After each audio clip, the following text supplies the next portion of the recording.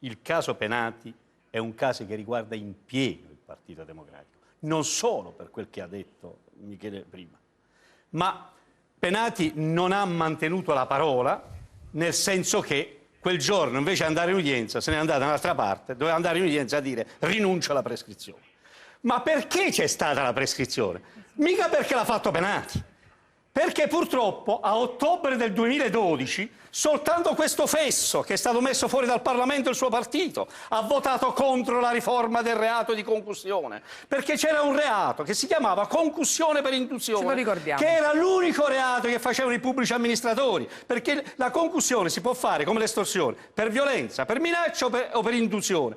Non ho mai visto un sindaco sparare, non ho mai visto un ministro minacciare, ho sempre visto uno che fischietta, che aspetta che te lo metti in mano e che ti ringrazia pure che l'hai preso.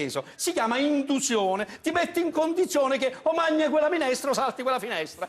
Sai cosa hanno fatto a ottobre del 2012? L'hanno tolto questo reato e l'hanno trasformato in una specie di corruzione, riducendolo da 15 anni la prescrizione a 10 anni. Chi cavolo l'ha votato? Il PDL, lo capisco, ne ha bisogno. È il governo Monti, no, che l'ha fatto, il ministro Severino. Da retta a me, il governo Monti l'hanno votato, PDL, e vabbè.